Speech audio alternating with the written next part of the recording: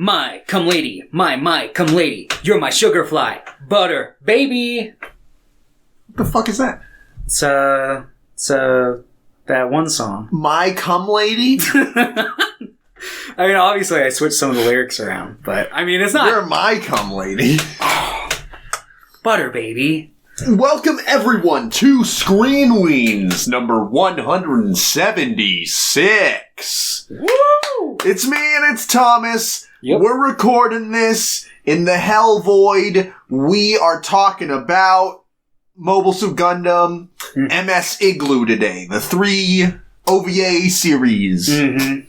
That I think were sometimes packaged as movies and sometimes not.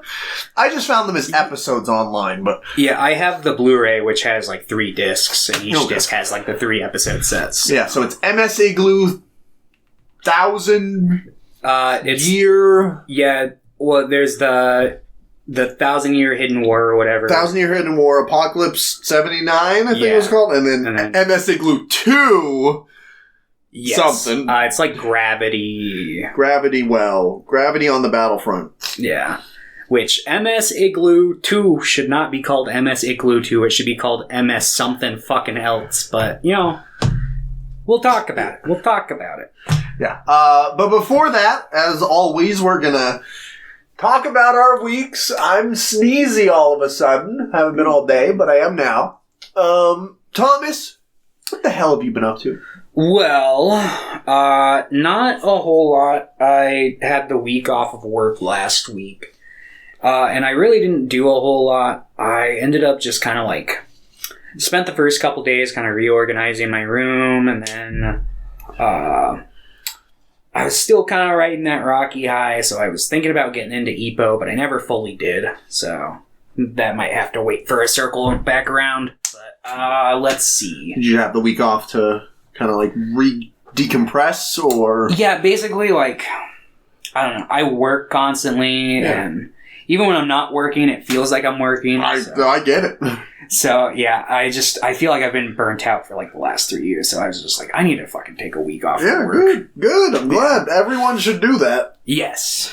I think everyone should, like, even if you're not going on vacation, everyone should take, like, a week off, like, a year. Oh, yeah. That minimum. Yeah, at the very least. Normally, like, in the past, I've been pretty good at that, but, like, for the last couple of years, I hadn't. Because the last time I took time, like, a large sum of time off was when I did that road trip. That was not a vacation. It was very stressful the entire time. So I was like, but... So just kind of chilled and relaxed? Yeah, just kind of chilled, relaxed. I did watch a couple things. My dad wanted to watch a movie, so we were just kind of like looking around, and he ended up putting on that Bullet Train movie. I saw that. Yeah. I was like, that's like, I wonder if Thomas, like, I was thinking, I'm like, I bet Thomas's dad would like that. It's kind of a dad movie. Yeah, although he did, my mom was surprisingly the one who, like, vocalized this, but she was like, this kind of reminds me of like a Quentin Tarantino movie, which I had been thinking the whole time, but I was like, my dad's like, I don't see it. I was like, how do you not see it? But yeah, I thought that Bullet Train, there were parts where I kind of ebbed and flowed through the movie. There was points where I was like, I'm gonna fucking hate this movie, and then it has like the Thomas the Train stuff, which I was like, this is pretty good. I like this stuff. But yeah, there were just like, I think there was a point, minor spoilers for like the halfway point of Bullet Train. There's like the point where the other twin brother is like getting ready to like seemingly end the movie. And then he doesn't, and there's like another hour left. And I think at that point, when I realized that, because when that whole scene was happening, I was like, oh, this is actually all kind of coming together pretty well here. Like, they could just quickly bang this out and get this done. And then I saw there was like a fucking hour left, and I was like, oh no. Because it had only been like an hour into the movie or something at that point, but I felt like I had been watching it for at least like close to 2 hours. Yes. Because there's just, it's a lot of like it's like a modern movie, just that short attention span, lots of fast cuts, lots of characters. It felt like it was trying to be like a mix between an average Tarantino flick and like a Rian Johnson movie. And I felt like it didn't land super well into either camp. Yeah.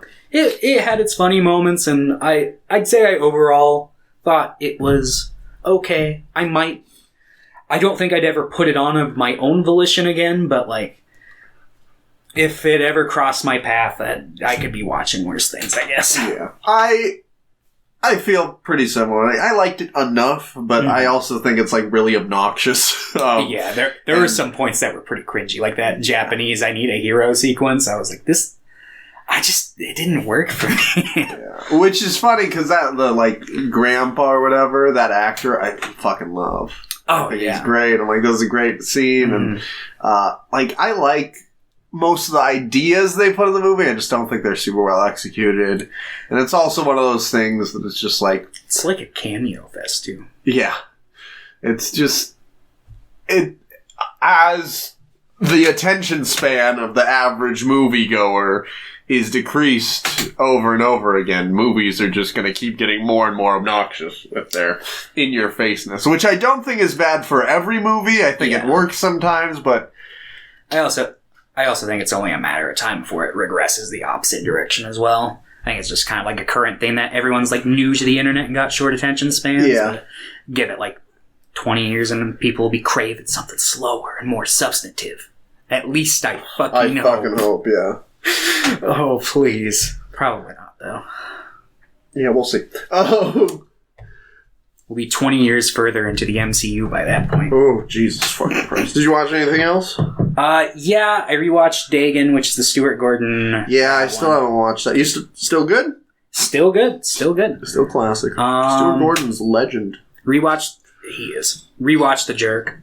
Classic Also, movie. Classic, yeah. And I think aside from the materials for Read and Screen Weens, that was about it. So, cool. At least that's coming to mind. But, yes. Read the new One Piece chapters as they came out, but that's always... I'd never even have to say anything. That's just always the case. Although I do need to keep up with a couple other manga, because like JoJo's Part 9 apparently started, and I haven't read that yet. And I also haven't kept up on the recent couple chapters of Berserk, and I haven't kept up with Chainsaw Man either, so those are the series that are kind of in my sphere. But... Yeah, I only care about Dungeon Toilet. Yeah.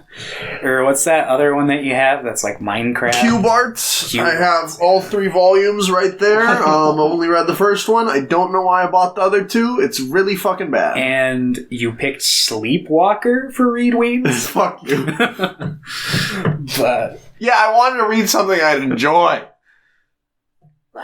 I mean, Cube Arts. Cube Arts. Hang on. If you say it really fast, it almost sounds like it's related to Cubert. Cuberts.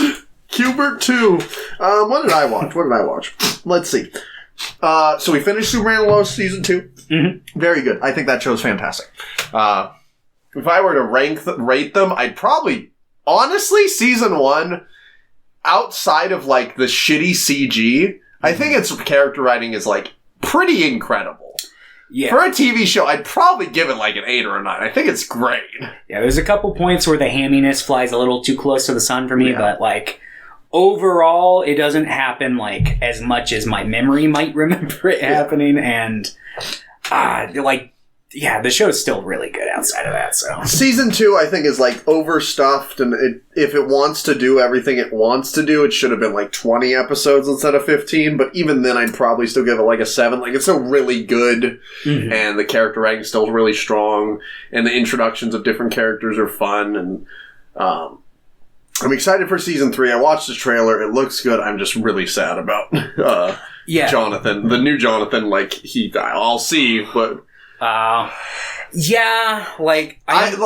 do think like Jonathan and Jordan, when I first watched the series, couple first episodes, I'm like, God, these guys are not great. But you also see them get better at acting, moment to moment, and they really feel like brothers at the end of this like second season. So I'm like, it's gonna be real hard to acclimate to the new one. Yeah, that no hate to him, obviously. Well, yeah. No, obviously talking about the broader decisions, not the actor involved. But, yeah, it just kind of strikes me as weird, especially because it's like, I think the third season's supposed to be the last. If not, it's going to be like the second to last, if anything. But, so it's like, I almost wish, as fucking like upsetting as this could be and could like affect the tone, like do something like high stakes, like kill the character or something. Like, it'd be impactful and you could do some pretty good stuff and make the family bond stronger between those who remain. At the same time, I do think that one of the most interesting aspects is that brother dynamic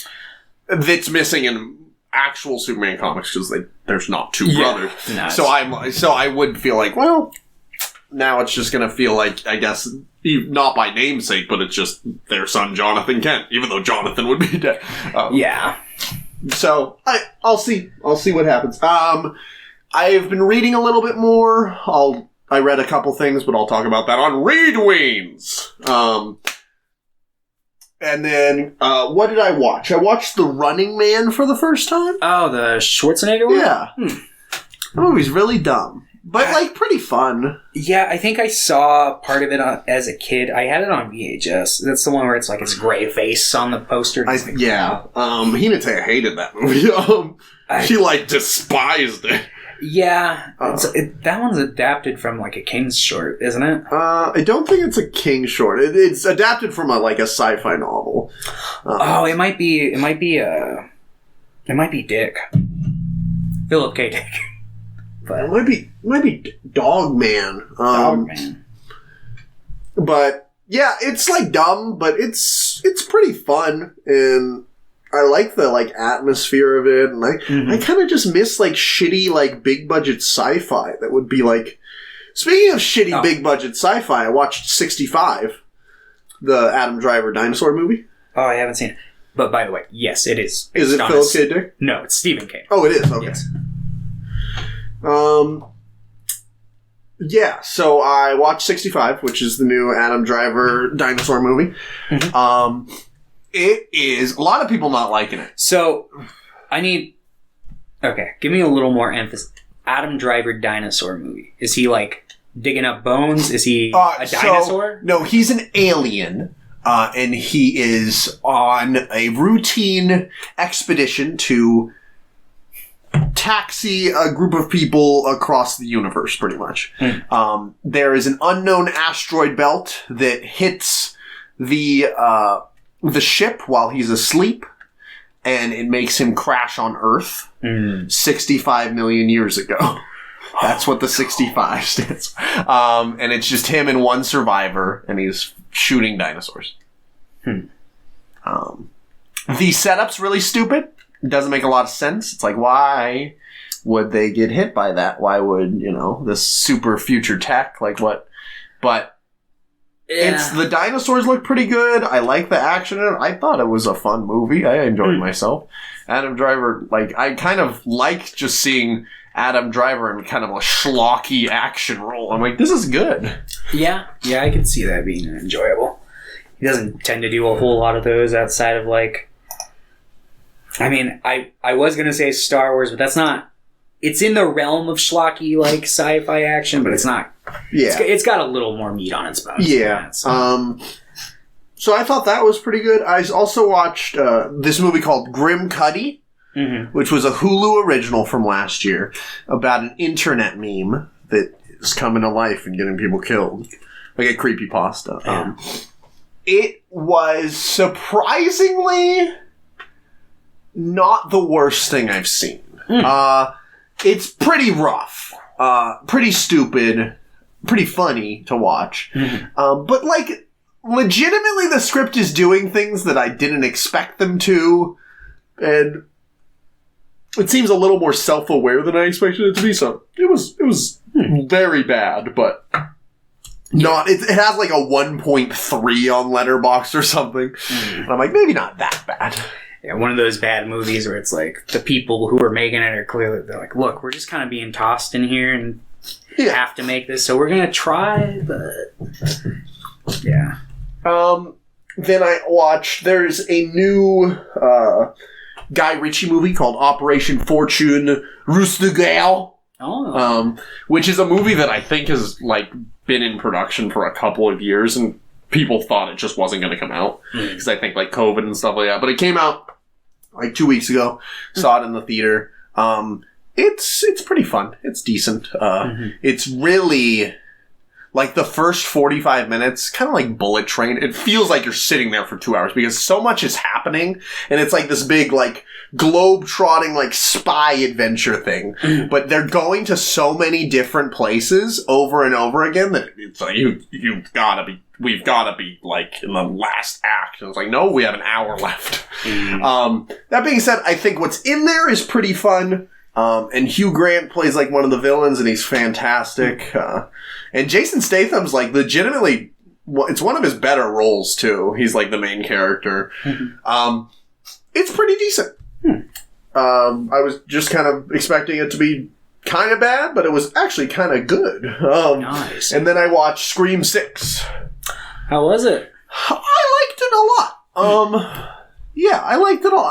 But like I said, like I liked 5 a lot too. I don't know how I'd feel about 5 if I rewatched it, but I like what they're doing with it. I think that 5 and 6 have been like very on the nose with their like critiques of horror. I was hoping this one would be a little less, not necessarily on the nose, but like it's almost like just the way that they approach it has like a certain attitude about it that's just like really kind of like jerk-offy. I think 5, I would, even though I like 5 a lot, I would kind of agree with that. But I think what they did in 6 is it's kind of going to that, but I feel like they're making a conscious effort to put that to an extreme to make that also like... I see. I liked it. I think it works. I think that the Scream franchise as a whole is kind of getting kind of declawed in a way. I think it's becoming a little less vicious, maybe even a little safer. But the way that they are moving the story forward and writing the characters, I think is a transformative quality that is fine with me. I think once you're 6 movies deep, you either have to send them to space, or I'm fine with them being like, not as many characters are going to die. We're going to focus on character writing, and maybe we don't have to kill all these people to have like fun scares. I completely agree. So I think overall I really enjoyed it. I would be interested to see how I feel if I rewatch all 6, because I haven't rewatched them since I haven't watched them since I watched pretty much all of them for the first time a couple of years ago. Yeah, I need to, because I saw 5 in the theaters because I had a friend who was like, let's go see 5. And I was like, okay, yeah. I saw the 4th one once. Yeah. And you thought it was fine? Is that what you said? Or the 5 or the 4th one?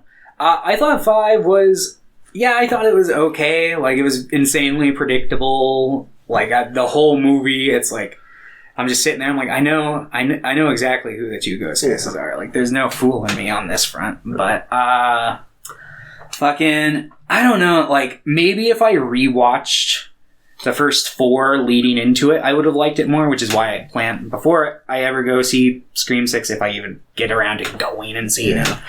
I'm gonna rewatch 1 through 5 because I haven't seen 1 through 4 probably since I was like really good. Yeah, I feel like when I rewatch them all, I feel like 4 might be my second favorite. I was like rewatch 12 when 4 came out and I saw it. Yeah, so 2011. And I thought it was definitely the worst of them when I saw it back then, just because I thought it was like kind of boring and bland, and it felt like it was circling. But yeah, I'd be interested to see how you feel about it if you rewatch them. Yeah, because I literally haven't like rewatched 1, 2, or 3 since I was probably like 10. So that's fair. I was gonna say. I will say I kind of felt the same way about this movie as I felt about Creed 3 because Neve Campbell's not in it. Oh yeah, and while I don't take think less she's offense to that. Yeah, but I really like Sidney Prescott as a character. Yeah, she's probably my favorite like final girl. I'd have to rewatch, but I feel like my favorite final girl is like her sister, which is Nancy from the Nightmare on Elm Street series. So it makes sense. Well, and they kind of share some of that. Yeah, I guess more so she's consistently like the main character. While in that one, Nightmare on Elm Street, she's the main character in 3 of them. Yeah. But I will say in 5, like Scream 5, she's like more like an extended cameo, so it's not as egregious. But it does feel like there's just a tiny bit missing here for me. I feel like the big reason why, like, when compared directly to the Rocky thing, it's like, the thing about it is like, the thing that makes that so hard for me in Rocky is Sylvester Stallone, like, he's in it. Like, it's his story. He's done, like, he did all the work for it. He wrote the movies, he directed most of them, he starred in them. When I say that, it's like, it's a sliver of what I felt about that. Yes. It's just kind of like, man, I miss Sidney Prescott. That's fair. But, man. But you got Gale. We do. I think Gale is a really, like, intriguing character because she's a bitch. Yeah, I need to... I just have, like, the, like, 9-year-old perception of Gale. So it might be the same. Like, she's actively... She's an interesting character because she, like, does care about the people around her, but not more than, like, making money. And that stays true in 5 and 6. And it's like, if they do something with her in 7, it'd be... Because her life's kind of, like, doing, like, an upward spiral in some ways, but, like, it seems like her mental faculties are going down. Gale Weathers? Yeah. Oh, okay. Like... I was making sure you were talking about her and not Courtney Cox, because I was like, wait, what? No. The character. Yeah. There's some interesting setup in 6, too. I actually think that... And they have a conversation in 6. I don't think this is a spoiler because I'm not going to tell you what's happening. But there's a conversation where she's like, "How come you were like, you could have been the killer one of these times?" And I do think that'd be like an interesting way to go. And I think it's a pretty intriguing character choice that she never was because she's constantly like the one that would benefit the most from these killings. Yes, I can see the argument there, but yeah, it's like one of those things where it's just like, I don't know, like projecting almost, where it's like, because like obviously, she is greedy, but I don't know, I think it'd be more interesting to like, maybe if they started like a micro arc in 5, because obviously like that big thing happens in 5 that I'm not going to get specific about, which would be a good like domino for her character to have like an arc over the course of like a trilogy of something, but like even if it was like a background arc, but like because she has always prioritized that money and stuff, I don't know, it's kind of hard because it's like you'd like to see her character develop and maybe like not do that, but like it's like the characters that would make the most sense with, it's like so it's like I don't know. I do like how I also don't think this is really a spoiler. We know that Neve Campbell's not in the movie. Yeah. But the way they do at least acknowledge it, they're like, I called her and she's taken her family and she's running. And it's like, she deserves a happy ending. I'm like, hell yeah, she does! Yeah. She has like insane trauma. It just keeps happening. She's like, no, I'm just fucking leaving. Yeah, for a second there, I thought you were going to say she just didn't pick up the phone. Like, oh shit, Gale's calling? I'm good. I don't need to know. In fact, let me block that number so I don't get any texts either. Looks down at the phone one day at work. He's back. It's like, fuck. Shit. But yeah, that's what I watched this week, and then the Gundam stuff. And then I've been playing a little more Shadow of Mordor. I'm almost done with that game, and I'll probably jump into War. I'm not going to complete 100%. Like, I was like, maybe I'll do all these challenges, but I'm just like, a lot of these challenges just aren't very fun. Like, they're fine to play, like, as I'm going, but a lot of games I just don't want 100%. I'm like, I'm okay. Yeah, for me, it's like, I'll kind of start the process early in the game, and I'll kind of determine, it's like, does it seem like it's going to be a short process, or does it seem like it's going to be, like, a fun process? And if it's not, then I'll be like, well, nah. And then maybe if I do want to, I'll like decide to like save it for a replay or something. Just because like I find that a lot of side stuff, when there's too much of it, it like ruins my narrative experience because it completely throws off the flow. Yeah. Like, I kind of had that issue a little bit with my first playthrough with Spider-Man, because I was doing the side stuff through like a lot of it, and then I just had, at a certain point, I was like, I need to know what happens! Yeah. So I just played through all the main storylines. That's why, like, I just don't... As an experience, like, if you like completing everything and finding every nook and cranny, that's great. But as a gameplay experience, playing through a game the first time, I don't think you should 100% a game. No. At least until you're done. Like, I think it's like it's a fun narrative flow to do something, to do a couple side things, and then to continue the story. Yeah, it's like you're watching a movie, but you pause it every frame so you can really take in everything. It's like, yeah, you can save that shit for later when you want to go back and reanalyze or something. But yeah. And yep, that's it. Let's see if we got questions. Boom, boom, boom, boom, boom, boom. Question time from here. Question 1. What actor do you think would play the best talking dog? Well, I'm going to have to go with the second best actor, because the first actor's already done it. It's Tim Allen. He talked to the audience. I don't think he talked to people. Is it like out loud? Does it have to be out loud to the characters, or is it just think like so? Okay. Who would be? Ooh, this is a good one. Who do I think is like the best in like a meme sense, or who do I think would like genuinely be good at that kind of a role? Whatever you want.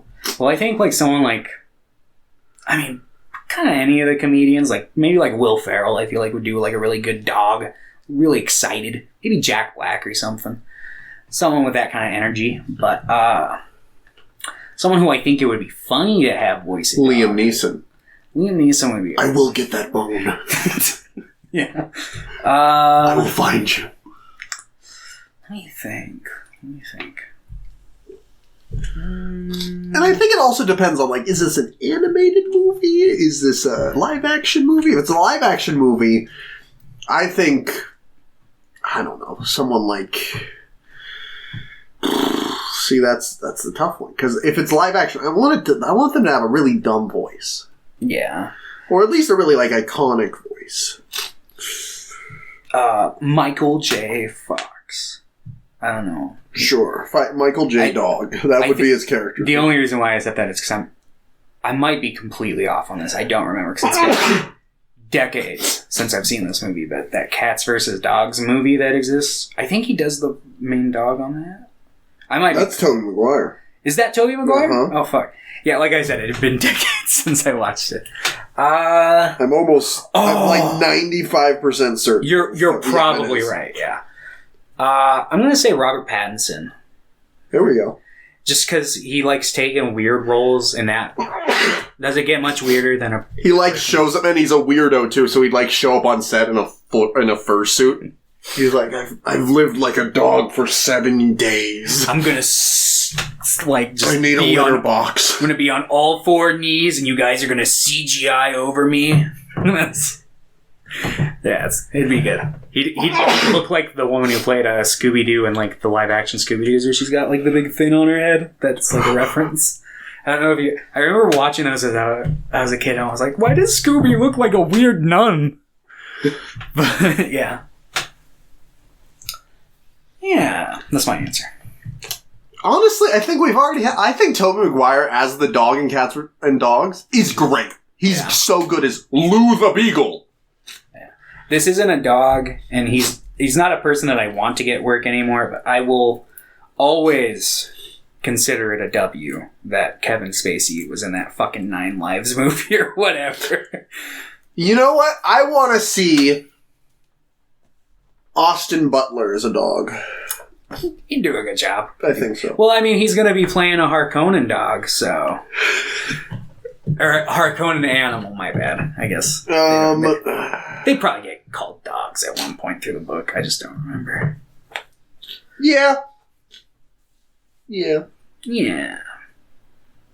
Question 2. What's the best Halo gun? Do you know any Halo guns? The one with the purple crystals there? The Needler? The Needler is probably like the coolest gun. I think it's one of the most fun looking. I remember not liking using that one though, because it was always too light for me. I like heavy. No, I like probably like a medium feeling gun when I'm like shooting in games. I'm not much of a gun person. I think most of the elite weapons, or most of the Covenant weapons in general, have fun designs, and they feel. Halo is an interesting game because when even the early ones, I think all the guns feel pretty engaging to use. Mm-hmm. I don't like snipers, but I like the kind of recoil and the big powerhouse, the like UNSC sniper feels like. But honestly, I think the Needler's pretty cool. Yeah, kind of a basic answer, but Needler's sick. Yeah. Oh, wait, you know what I'll do? You know what? I'm gonna say the Halo itself is a gun. 'Cause you shoot it. I didn't realize there was a Halo in Halo. Yeah, the rings in Halo, so they're called Halos, and they're like giant nukes, pretty much. Okay, because I've played like I think, if I remember, I haven't played first Halo leg in a while. of the first game, and I've played not the campaign for the third one, but back in the day, I played a little bit of the Xbox Live. You know, I think Halo 1 through 3 really hold up gameplay-wise. Like, they feel older, but they feel good to play. Reach also feels great to play. Out of the first couple, Reach probably feels the best to play. Yeah, I think Reach was like the last one. No, I think I remember, because I remember I wasn't super into Halo circles, but I was friends with a lot of people who were, so I picked up on a lot of it back in the day, and I think like Halo 4 was the last one, because I think Reach came out and everyone was like, yeah, and then Halo 4 came out and people were like, That's just kind of... I think Halo 4 the one thing with Reach is that's when Halo really started to kind of pull in other ideas and that work as a whole, and they work in Halo 4, but they just start a trend of things that I don't necessarily like. Yeah. So as a whole, those games feel good to play, but like I played a little bit of 5, like multiplayer. I did not like the feeling of it. So I'll probably eventually play Infinite, but question 3. Do you think the MCU will ever reach 100 movies? If it does, I will kill myself. Well, I'm going to count every single episode of their TV shows as a movie, so yes. Each episode is one movie? Yes. Okay. Now, are they like 45 minutes long? Some of them. Well, that's a movie. I rest my case. No. I do not think so. Not in this continuity, at least. Yeah, do I think... Yeah, in this continuity, no. Do I think Marvel will hit 100 movies? Probably. Mm-hmm. Because there's like 30 movies now? Even if they do 3 a year? If you include like all of Marvel, there's probably like 50-ish maybe. Because there's like... Yeah, but he did specify MCU, so let's just double check. Well, haven't they been like absorbed into the MCU? I honestly don't know. I'm not going to do that. I was going to say, I haven't watched all of Phase 4, so I cannot go... I think there's 40 that are out. No, this also has the shows on this list. So, even, like, thinking about that, if they hit 100, they would have to be doing, like, 3 a year for, a decent chunk of time. Almost, like, probably 20 years. Yeah. And if I'm fucking 45 years old going to see fucking Ant-Man 8... something has continued to go wrong with my life. Yeah, because it's like so the way that movies work, you're only going to get like trilogies, maybe sets of trilogies for like certain characters, and then those characters are going to be done, and then they're going to go, shit, what are we going to do? It's going to be the same problem that like the comic book industry has, where they're going to be like, all right, we're going to bring in this new version of this character, and it's not going to fucking stick with people as hard, and it won't have time to pick up a fucking audience because they'll be like, well, this isn't fucking working, and slap it off the table. I guess Marvel is not quite to the point that they need to do this, but like they have a backlog of so many random characters and more obscure things like Sleepwalker. Yeah. And I don't think they're ever going to utilize that, but that's what I think they would have to eventually start doing. And it's like, do you think Marvel would be so big that everyone would be like, let's go watch it? Or do you think there's just going to be another crash where it's like, nobody's reading comics, nobody's watching the Marvel movies anymore? I think nobody gives a shit about Sleepwalker except London. I think we'll probably face some sort of a crash. Now, if it was just Marvel, I think you could probably sustain that market. But you got DC that's going to be coming up on the side here. You also have every other movie that's not the MCU trying to be the MCU or trying to be on that same scale. And you know, as much as like the DC stuff, the lineup looks relatively interesting, but the reason that most of the DCEU like kind of worked for me is they all just felt like different movies. Like, a lot of them were bad. In terms of the later ones, yes. In terms of the earlier ones, they all had all the Snyderverse ones were ass. Yes. But some of, you know, the Suicide Squad feels completely different from Aquaman, which feels completely different from Birds of Prey. Like, they all feel like... I haven't seen any of those, but the Batman is different from Shazam. That's true. All that matters. And it's just like, we need movies that feel different. I agree. So, this, like, kind of, like, unified vision for the DC universe, like, that's bad.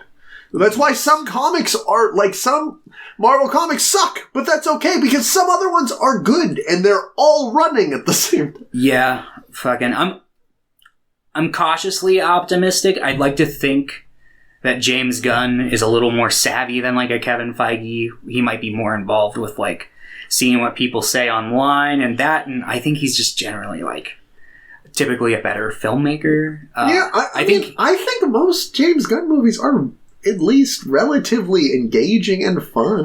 I mean, I can't think of one that I at least haven't, like, enjoyed watching. Like, I think Guardians 2, on a rewatch, I liked it less, but I still think it's fine. Yeah.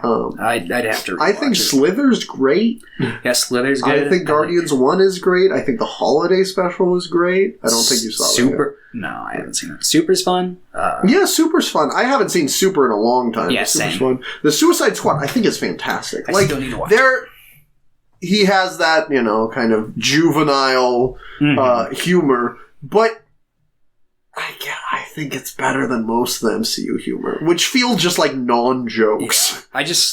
I'm noticing a trend, and I'm hoping it seizes before it spirals out of control. But the ragtag group of misfits getting together to save the world, tone that down a little in the future, but save it every once in a while. Yeah. I think it works well enough in the Suicide Squad. It works for Galaxy and it works for Suicide Squad. But it doesn't. Which is funny because the comics are also like, they really want to do these like family dynamics. Like Shazam has his family. Bat family has been a thing for a long time, so I'm fine with that. But like Superman has his family right now, which is so far working fine from what I've been reading. Yeah. But it's, you know, comics all just follow the same trends. Yeah, they do. It's like, man, it'd be really, like, interesting if maybe while, like, Superman has a family, like, we get a fucking continuity where Batman never got his shit together and couldn't raise kids or something. Has a couple Robins that go wrong and has to fucking, I don't know, tough it out. I mean, we got Dark Knight Returns for that. We do. And I imagine if they keep making Matt Reeves Batman movies, they'll probably go down that sort of a route, because I don't see him having a Robin in it. I think if he does, it's going to be a fucked up situation where it's going to be Batman traumatizing a child. I would actually love it to, like, as he gets more mature, and like, I would love it if that Batman kind of switched and became like more complete as a person. And I think it could work. I agree, that's a good arc for Batman. I don't know if I particularly see that for that. Yeah, no, that's fair. I just think it could work. But yeah, in my headcanon, when I like read through the comics, I tend to think of like early Bruce is very reckless and hostile, and then as he like progresses through the Robins over time, by the time he gets to his own kid, he's just like, I've kind of like figured myself out and come to peace, and I'm like not the dark being I used to be, but I've still got to kind of channel some of that darkness sometimes because I'm Batman, you know. But anyway, no, there will not, at least not in the direct MCU that we have now, unless you count TV series episodes, in which case, yes. But yeah, thanks for the questions, Pierre. Infuriating stuff. But that's not your fault. It just made me think about the MCU. Yes, yes. Let's talk about Mobile Suit Gundam. MS IGLOO, The Hidden 1 Year War. These ones look a little rough. I'm gonna be honest. Wait, hold on. Let me make the face that the captain makes. Just like their face. 20-year-old CG that's made for TV specials is obviously not going to look great. No. I think this is the earliest one, so it looks the worst. But not even in terms of animation. I also just feel like the way that it's strung together and edited, it just feels like video game cutscenes. And I don't feel the same way about the second one. No, I feel the second one had a bump. Yeah. The second one definitely had it wasn't much of a bump, but it was at least a bump. But yeah, the CG, bad, kind of wonky CG aside, this one is, I think, okay. I think it's decent. What'd you think? I thought that this show was painfully boring. What, all of them, or this one? Particularly if I'm like, I'd say season 1 hurt. Like, I struggled with season 1.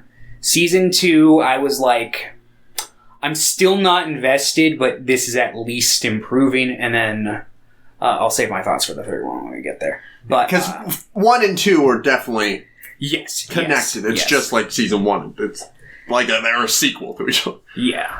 I think I watched the first episode 3 times just because I was having the world's hardest time, like, retaining what I was, like, watching. Because, like, I'd start the episode and I'd be like, this fucking looks terrible. And then before I know it, I'd be thinking about that for 5 minutes. I'd be like, I don't know what the fuck anything's going on here. I've just been looking at how bad they are. So I would take it back, and it's like, I did this like 2 or 3 times, and eventually I'm like, this is just like mostly a lot of like technical, like military tech jargon and like strategy, and it's just like, oh yeah, this is. I think that's why I kind of liked it.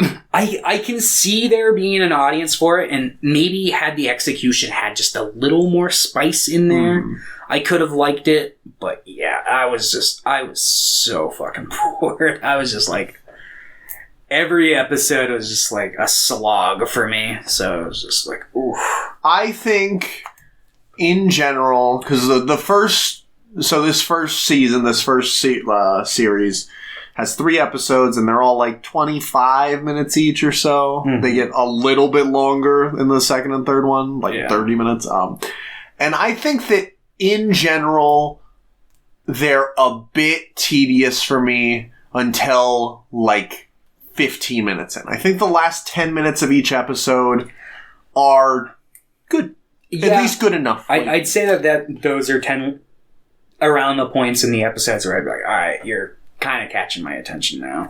I really like what they're going for in these first 2 series. Mm-hmm. This kind of like, first of all, it's showing the 1 Year War through the eyes of Zeon. Mm-hmm. Specifically, pretty much the main character is this guy named Oliver May, who is like an engineering like tech who is assigned to this like civilian freighter turned like shitty war ship. Yeah. And he's using, there's a bunch of like combat equipment that they have to test out, and he's supposed to take readings. And like stuff. Every episode, they basically like go somewhere, see the new weapon that they're supposed to use, and kind of get assigned a mission. And typically there will be like someone who will like kind of come along, and not so much in this first, I guess technically in this first episode, but it's like a main character who sticks around. But they have I don't remember her name, the redhead. Yeah, she's like another like lieutenant command. She's like supposed to be commanding the ship, but it already has a captain, so they're like kind of butting heads the whole time. Mm-hmm. I don't remember her name, but yeah, pretty much in all these, there will be someone who pilots a ship that is just completely out of its depth. Yeah, and because Zeon's throwing all their money in different things to see what they can use to win this war, and then they usually will die at the end. Yeah, typically. but they'll like go out shooting and they'll feel like they are dying a warrior's death. And like, I think this kind of like recontextualization of Zeon's side of it feeling like kind of like hopeless for these main protagonists. Like, I don't feel like any of these people think they're gonna win this war. No. They all are just like, I'm doing this because I'm being told to do this. And they discover, I think later on in this series, that like all this propaganda is just like lying. Like, they're losing badly. Yeah, it's the third episode where May gets told that by his like superior. So I found the kind of like technical like jargon and kind of more See, I don't know what it was, because like, I'm a guy who fucking loves bad Star Trek. Mm-hmm. So, well, yeah, I was actually like watching this. I'm like, this kind of reminds me of like a kind of shitty Star Trek episode. Yeah, it kind of was. Like, it kind of did. There are not every episode of Star Trek is like this, but I'd say like the formula of like going and seeing this weapon and having like a character you connect with who like kind of dies. Yeah. That's a very common Star Trek like. I do think that like in general, I think that the MS IGLOO series is like kind of, they really want you to be depressed. I don't think you're able to connect with it as much as like something like War in the Pocket, because War in the Pocket looks great. And this does not. Yeah, it's definitely not just the appearance, though. I do like Oliver May. I think by episode 6, I was finally being like, okay, he's okay. Yeah, but he finally kind of started to. And then I'm like, oh, and he's not in anything. Oh, he's in one of the manga that's like, there's so much Gundam manga that has not been released over here. Yeah, but he's like, I think it takes place in like Universal Century like 83, like a couple of years later. Yeah, like and he's in there. Like, I want to read all, because I would love to read like the Gundam. Yeah, I probably could find it online. Yeah, you can probably find scans, but yeah, it's a coin toss, because it's like, yeah, Gundam's pretty popular over here, but it's also like a very large and old franchise that like also will be a hard sell for a lot of newer audiences. So. Also, I would say Gundam over here is really weird, because a lot of the biggest like things I hear people talk about for Gundam are like G Gundam, or like things that aren't Universal Century stuff, because like that's the things that were premiering on like Toonami and stuff like that. Like Gundam Wing. I know 79 did premiere on Toonami, because I've talked to people who watched awesome. at least in some capacity, because I think that was the dub that had like Light from Death Note voicing Amuro. And he's I take a potato and I eat it. A whole potato, not even a potato chip. Yes. A whole potato. That seems like something Amuro would do. Probably. So this first series, I don't think I minded any of these. I feel, obviously you're a lot lower on this than I am. Yeah, like, it wasn't like offensively awful. Like, it didn't do anything aside from obviously like the animation and just not being like, in my opinion, very well delivered at the very least. But I will acknowledge, like, there were moments I liked. Like, I like that initial point where they see the side falling and that one co-captain is like, oh yeah, that must be this, and he's like, what what do you mean? Like, why are you acting so nonchalant about this? Like, what the fuck is going on? Like, no one's being told this stuff.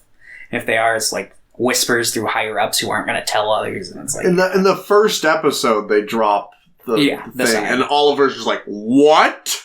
Yes. And it's interesting because you literally, like, you can see, even with the shitty animation, you see in his eyes, like, he's kind of been, like, he's disillusioned himself up until this point on, like, what Zeon's capable of doing, and then it's like, oh. But then he still, like, does his job for the rest of it. Yeah. Which, it's like, I think you add a little bit more character struggle, like, with himself. I think it could work. There's some really interesting ideas in this one. Yeah. And like I said, I thought it was fine, I would say overall. I didn't have that much trouble, like, getting into it. I think the first episode's kind of lame. But, like, second and third I was fine with. I think the show... I don't even remember what was the second episode. I gotta check. What was the first episode? What was the vehicle they used? Do you remember? Did they even use a vehicle in the first Or episode? is it just set up? I think the first episode was just set up, where, like, the big thing was the side falling. Side 9 that... no. They have the plasma cannon on the first episode. Yes. And they're... Which at the taking end, out you know, that. I think it's... like, the last, like, 10 minutes, I'm like, this is so interesting. Like, there's some really interesting bits. Mm-hmm. I just think the setup for those last bits of the... just don't really work. Yeah, the plasma cannon with the fucking angry fucking armory guy. Fucking... And then the second one... That's the one where there's, like, the supply drop that's going to be, like, rigged, and it's the guy in, like, it's not a gun tank, but it's like it's the tank that goes really fast. Yeah. Okay. Which I thought that character, the guy that, like, pilots the tank, I thought was maybe the most intriguing, like, character, at least, like, personality-wise, in any of these that show up, like, just once. Mm-hmm. And then the third one's the one where, the Zuda, or whatever, the mobile suit. I think, is that the one? I think that's where you see Amuro's mobile suit, but, like, just for a second in, like... And I'm like, the way... those shots, I think, are great. When you just see it through, like, someone else's viewport and it's, like, grainy. I'm like, that's good. Yeah. And they do it a little more in the second season, and I think that's why I like the second season. In general, I guess we'll talk about it. I think the second season did a lot to kind of try and shape itself up, but yeah, we'll talk about the second season here momentarily. But I wouldn't say that I liked this first one, but I didn't hate it. I thought it was fine. I could see why someone would think it was fine. Like, it just wasn't for me. That's fair. And yeah, I don't know. Maybe in the great grand future when I watch all of Gundam and I eventually go back and do a fucking big rewatch or something, maybe I'll come around to this one, but for the time being, I think that it's also, like, when I can kind of watch, like, early CG, like, early, like, 90s stuff, with a kind of sense of, like, oh, this is kind of fun to watch. I think that we're not yet far enough removed from, like, this era of CG for me to do that here, though.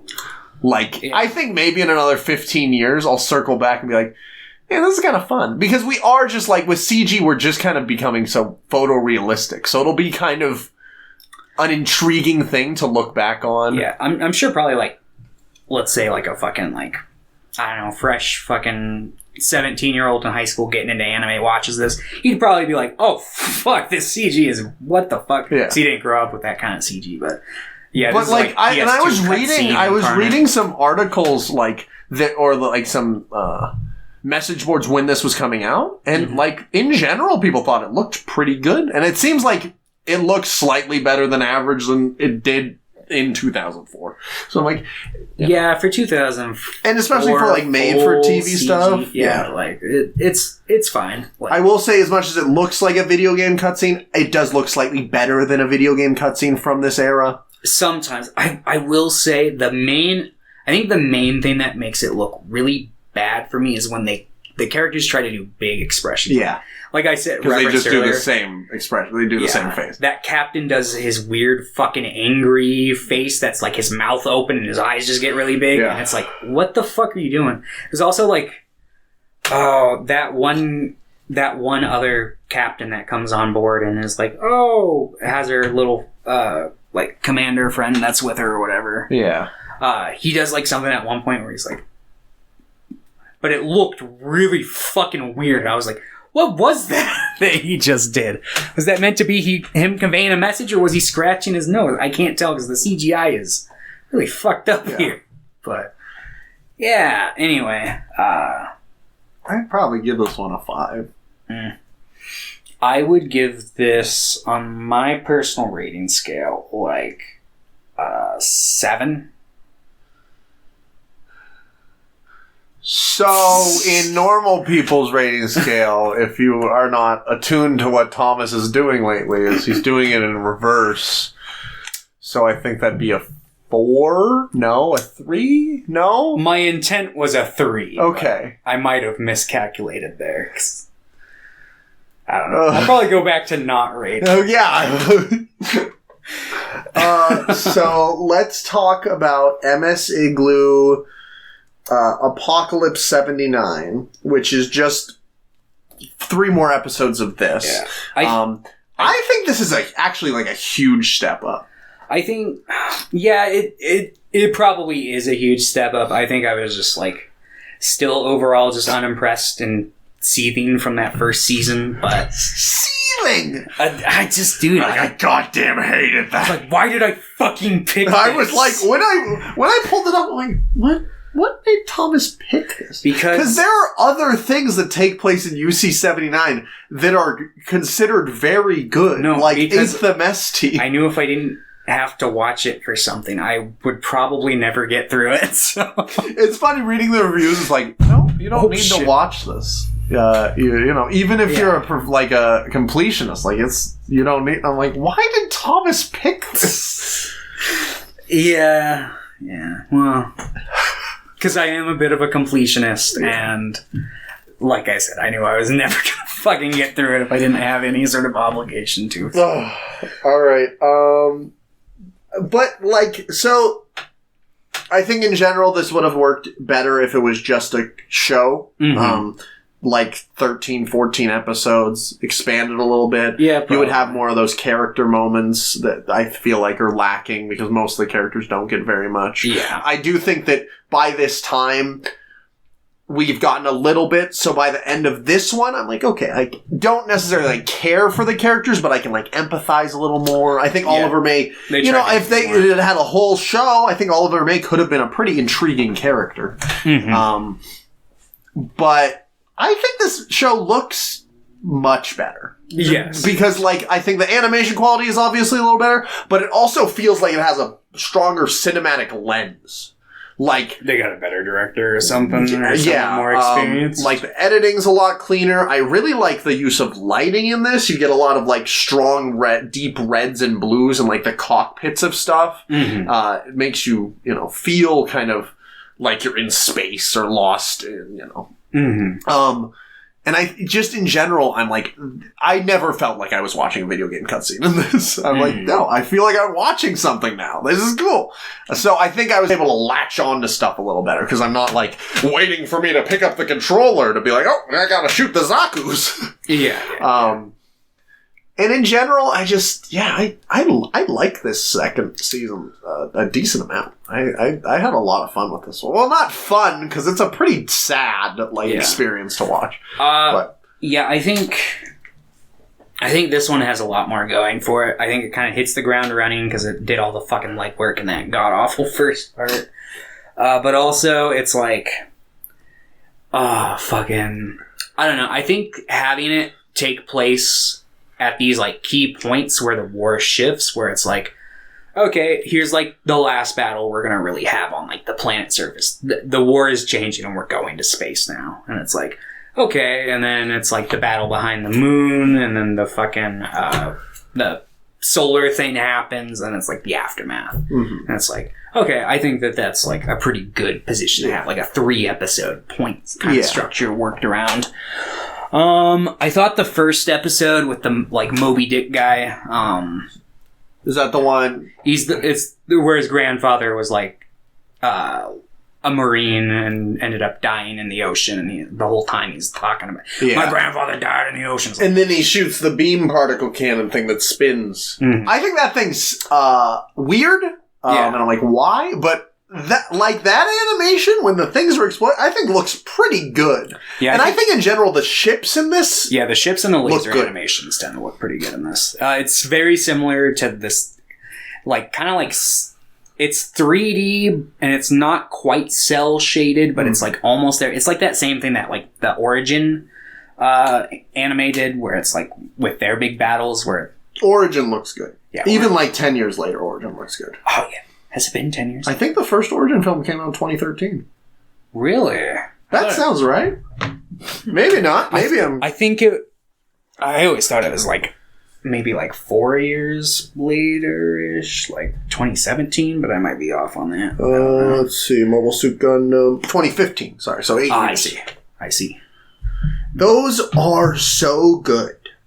Yeah, they are. I love those. It makes me really want fucking 79 remake. Even though I don't think we need one, but I'd like one.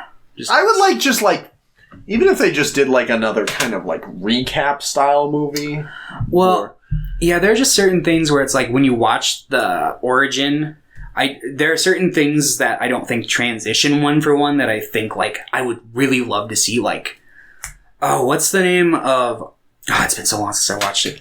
The one guy with the mustache. He's like, I know him most. He's big in like Mobile Suit Gundam, but is it Giran? No, it's not Giran. He's not any of the. He's like in the bar and has like the Dozel. Yes, I think so. I think you know who I'm talking. He's like the guy who jumps onto the fucking Gundam's hand in MS-79, but no, not yeah. No, I know her. I thought, God, no, it's not Dozel. That's another zombie.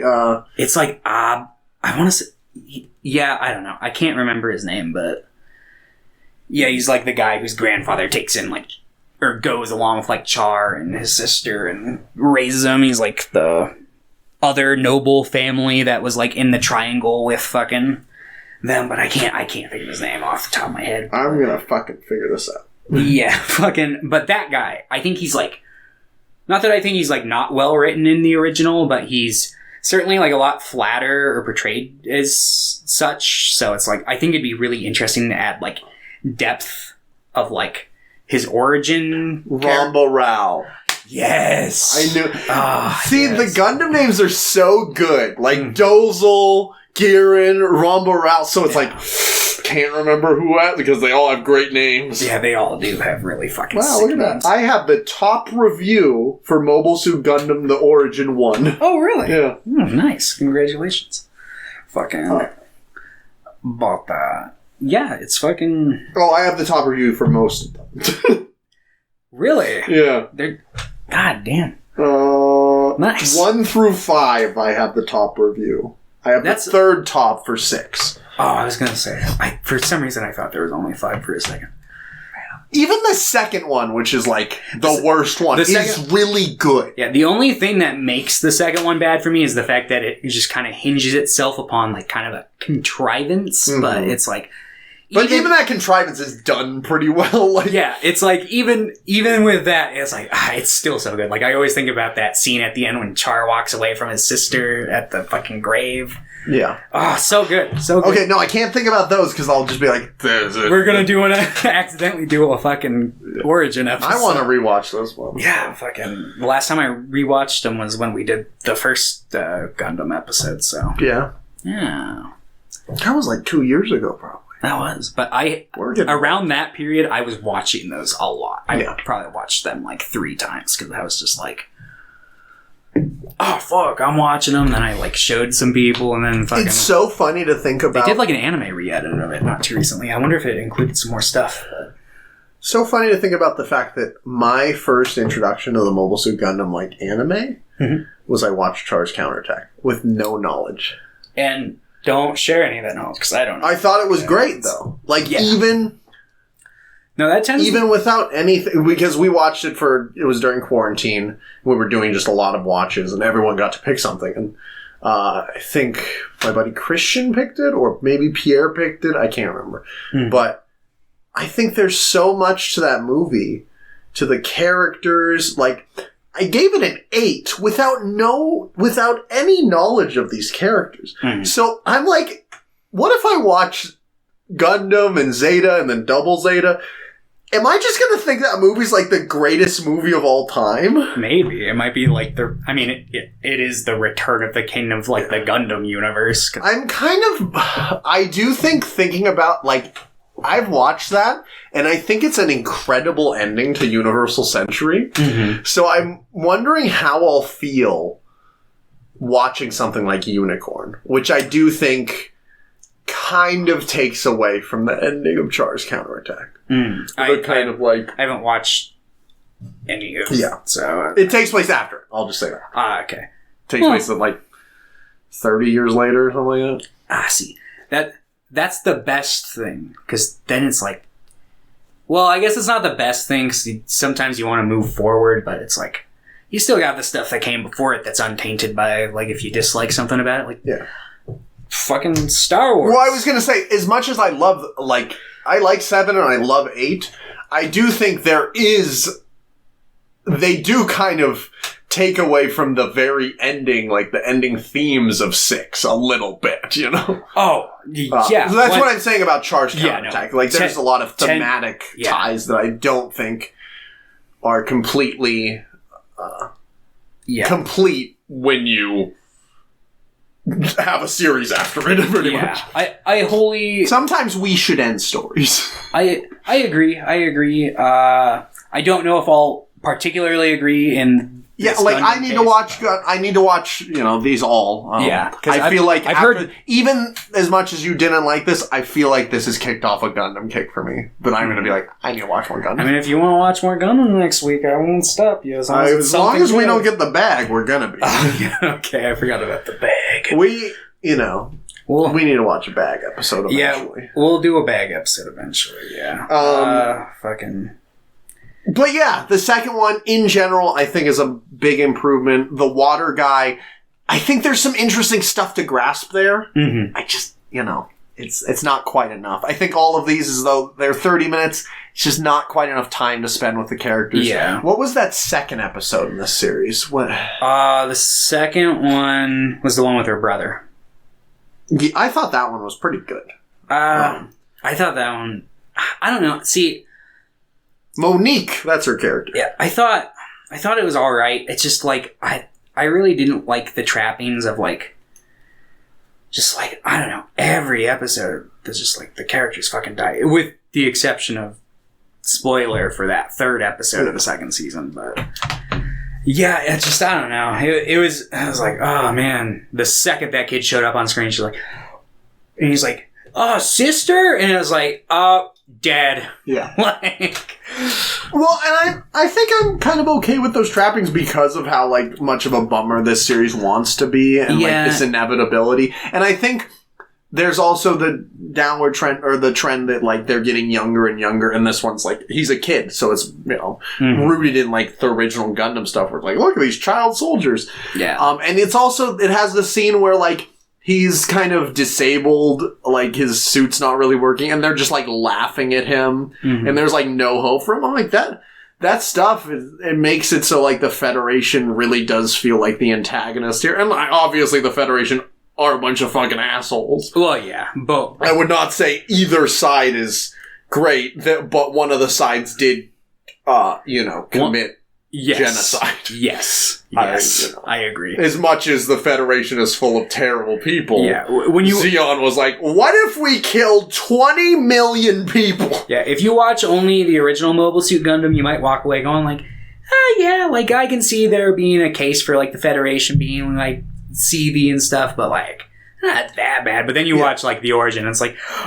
I can see what led to all of this. But Zeon are still literally Nazis. Yes. No. Like, the iconography in this is like, what if we had iron eagles? What if we had the Iron Cross? It's fucking... Like, it's never been subtle, but... the life... Or, not the life one. The fucking iconic line from the original where fucking... even the old fucking... Oh, God. What are their names? Zabi? The Zabi family. Yeah, the Zabi family. Okay, I was like, is that their name? Yeah. Where fucking... I can't think of the elder Zabi, but, like, the big... Like, the fucking... Yeah, something Zabi. Yeah. The guy who's, like, fucking the Baron from fucking Dune for the Zabi family, but when he's, like, talking about Garen, and he's like, oh, Garen, like, you're worse than Hitler. He's like, why are you bringing up ancient history, bitch? Like... Fucking... But yeah, I don't know. Yeah, fucking Gundam. Yeah, I thought the second season was better than the first. I I think maybe had I liked that third episode more, I might have been more forgiving of the You didn't like that third episode? No, I didn't. I like, conceptually, I get, like, oh, you know, they survive, and it's like, you know, they're not going to exist as Zeon as a nation anymore necessarily, but they're going to, like, take the philosophies and the passion of, like, not the evil people in Zeon, but, like, the people who are just fighting to survive, you know, or fighting for their independence kind of a thing, and trying to take that energy and carry it with them.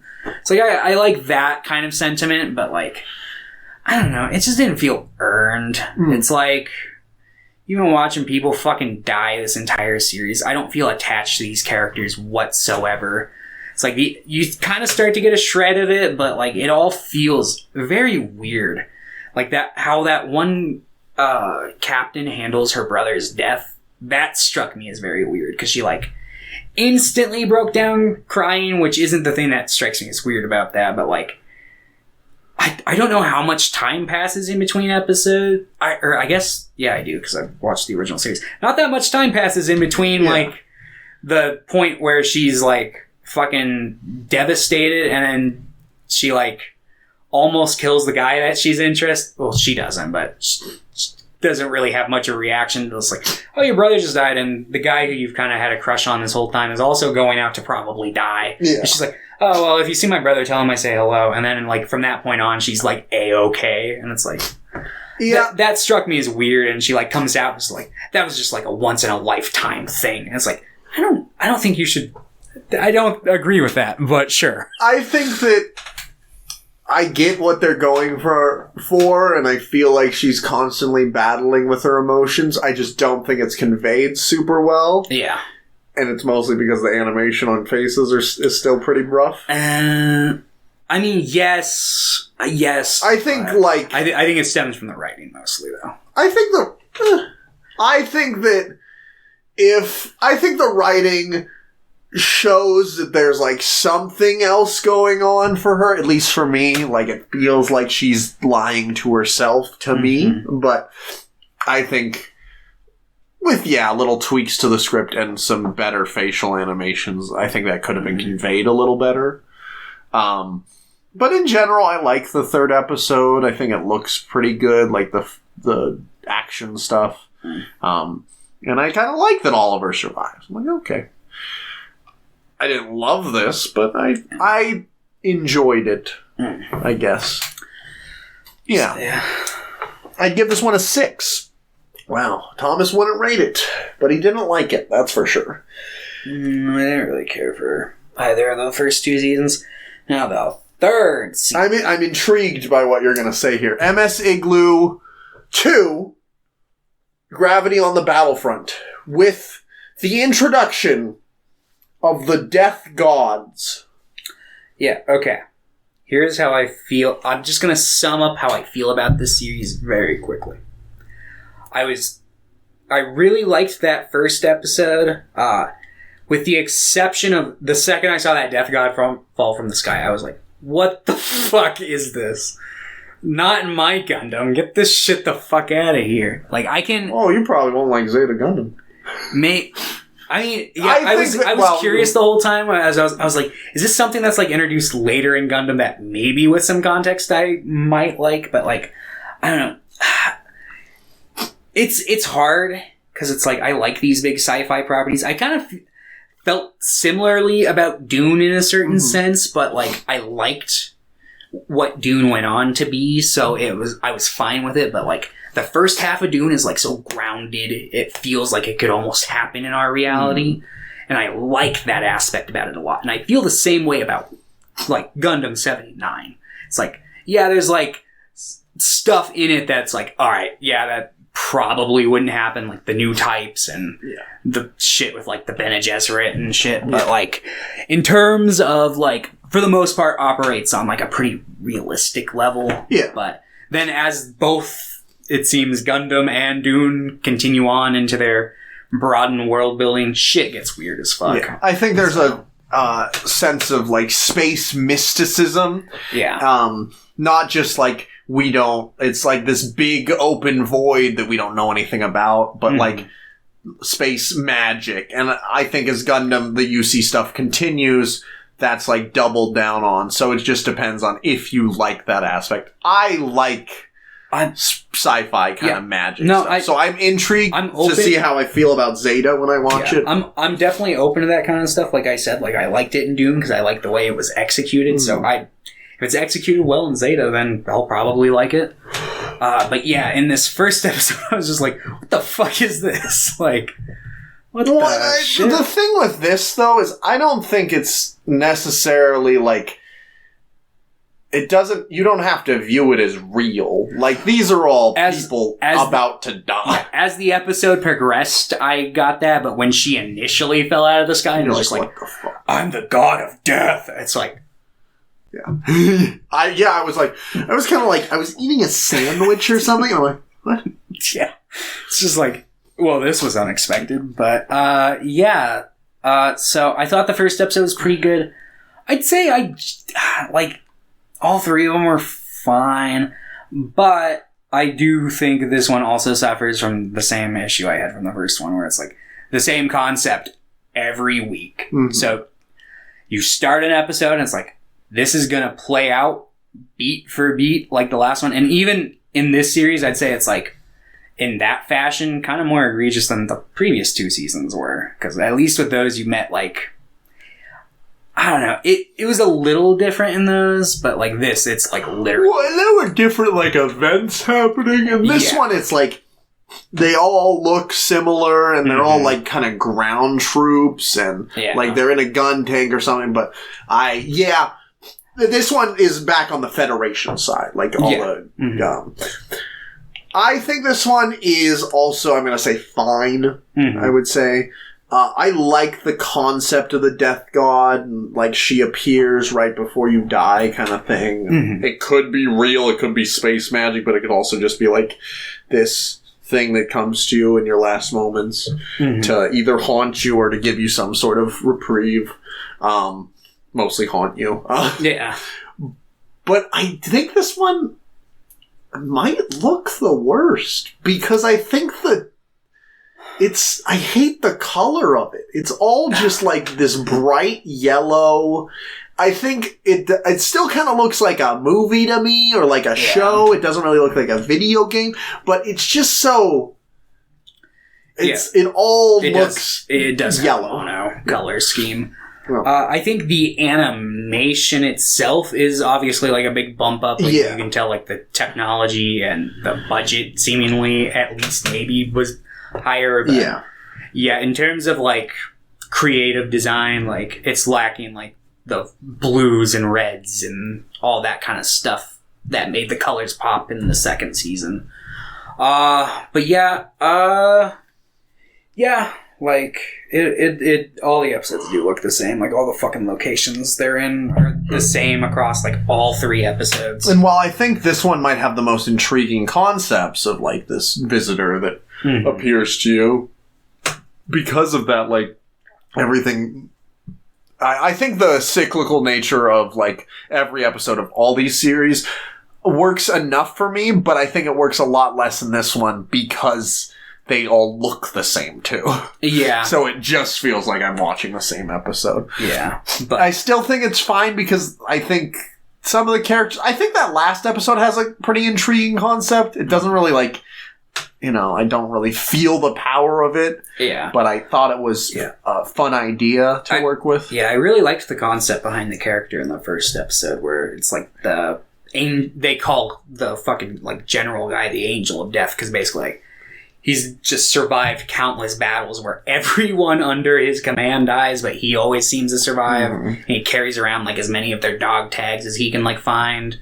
But yeah, then he starts getting the premonitions of the fucking angel, and he's like, "My death is imminent." But and is that with the younger guy who sees it? Like as well? Yes. Yeah. I also thought that was interesting. Wait. No, are you... No, that's the second one. Yeah, that's the tank one. Yeah. That's the one where he's like going after the white rhino or whatever. Yes, okay. yes. I actually think the concepts in all three episodes are pretty good. And I like this idea that even as a like more thematic concept of like seeing this angel of death, that's visiting you. I like the idea of someone else seeing it. Like, you're so bathed in death that, like, it exudes from you. Mm-hmm. But yeah, I think all 3 episodes have good concepts. It's just like, I think maybe just restructuring this into a movie where you, like, kind of, if you want them to all look the same, maybe make it the same movie. Mm. You know, kind of cross-cut in between them even. Yeah. It might work better. Maybe. But I don't know. Yeah, it's hard to say. Like, I mean, it's understandable because, like, obviously, like, the Earth had just been hit with a giant fucking space colony, but, like, obviously, like, a lot of Earth in Gundam tends to, like, unless they go to, like, a specific location, like, tends to kind of look like that typical, like, here's some craters where some land used to be. You might see some grass here and there, but yeah, a lot of it's just kind of like deserty looking. But yeah, I thought this one was okay. wow. I didn't love it, but I didn't dislike it. Yeah. So I would probably say the same thing. There's some stuff going for this one. I think all of them have stuff going for them. It's just the execution that leaves. It feels like it's like, oh, we gotta crank out some specials to like, celebration. Look, and it's like, maybe just don't. Yeah. Maybe just make it a series or something, or give us some characters to latch onto. There's also no, like, as much as Oliver May is kind of like a nothing character, there's not really a primary character kind of latch onto in this one. So I do think that cyclical kind of storytelling is more egregious because of that. Because at least you're returning to Oliver May, who gets a little more insight. I think that primary narrator does do a decent amount of work for those first 2. So as though I think this one has the best concepts and some of the best ideas, because there's no, like, primary narrator, there's no continuing, like, character arc, I think it's still, like, weaker for me. yeah, If that makes sense. yeah, I don't. But I get it. I get why you like it the most, probably. Yeah, and I don't. Yeah, maybe a narrator could make this work. Well, like you said, it would just depend on the execution. Yeah. Like, if you had, like, that same type of narrator, like, assuming he'd be just as paper thin as the last one was, then it'd be like, well, what's the fucking point? Because the whole time you're like, well, why didn't they give this guy more fucking screen time or something? And then it'd take away from their story. So, yeah, it'd be a hard thing to kind of, like, tweak and pull off. Especially because it's like, I don't understand why this IGLOO 2 was IGLOO 2. Like, aside from the animation being CG, like, I don't really see the connection between the two. It's just like, It should have been just called The Death Gods of Gundam. it's honestly, or what, something. Yeah. Yeah. Yeah. It was okay. Yeah. I'd give it a 5. Close to a 6. It's probably, I would say it's better than the first. I didn't quite enjoy it as much as the second. It's fair. But yeah, weird picks, Thomas. Your weird picks. Nah, well. All right. Did we lose the dice again? I put it up here. Aha. Yeah. Okay. Well, do you remember what I said last time? Did I say 6 or did I say 7? I'm pretty sure you said 6. Okay, because you did 5 or lower, right? So, yeah, I think it. Okay, so if we get a 6 or lower, we're pulling from the bag. First one's a 3. Okay. Uh-oh. Let's hope. 50-50 chance here. We get the bag. We're getting the bag. We got a 5. All right. All right. Yeah, I think these are all your picks that are in there now. There might be some Pierre picks. Oh, yeah, I forgot Pierre has some picks in there. You want to grab one out? All right. Pick number 1 that we'll be watching. Hello? Oh, it's a sticky note. That's right. Yeah. It's stuff. Oh.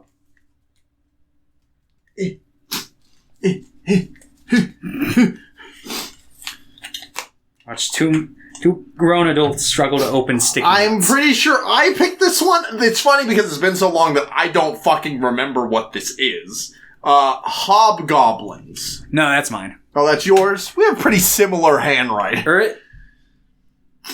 Mate.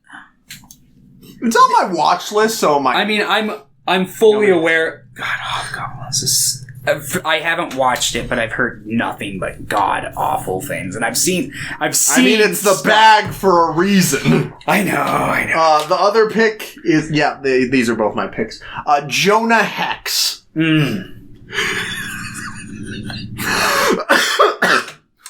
I almost watched Jonah Hex not too long ago because I watched that DC animated short, and I was like, hey, that's not bad. That was pretty good. But yeah, I took one look at that fucking. I remember the trailers for the movie when it was coming out back in the day, and I was like, man, I was gonna pick 8th MS Team too. Ah, shit.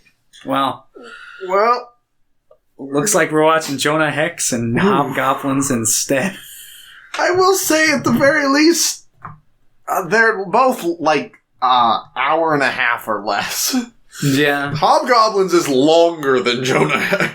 Oh, God, no. Jonah Hex is an hour and 21 minutes. Oh, really? They both have a 1.7 on Letterboxd. I have a very strong feeling that as bad as Jonah Hex may be, it has John Malkovich, so that I'm going to find it at least 10 levels better than fucking Hobgoblins. But you never know. I might just think it's the most boring piece of... Although I've heard Hobgoblins is like the most boring piece of shit ever, so we will see. Oh, there's a Hobgoblins too. Yeah, and it came out like... 2009. Like years later. Yeah, I think... it's like that... 21 years later. That's it. Next time I'm putting the fucking Astro Zombie sequels in the bag. Are there Astro Zombie sequels? You don't yeah, he made like sequels to them in the early 2000s and they were like shot on shitty. That's right, you told me that. No, you told me that. I told you that. I did. You were like, did you know that there were sequels? And I was like, you're fucking kidding. I yeah, there's like 3 don't other fucking sequels. remember anything about Astro Zombies except that it was horribly boring. Yeah, there's like that one woman who like has a bunch of people killed, and there's like that scientist who has the I barely fucking remember. That movie was fucking ass. Anyway, thanks for watching another classic episode of Screen Weens. Next time we'll be watching The Bag. Yep. We'll see you next time. Yeah.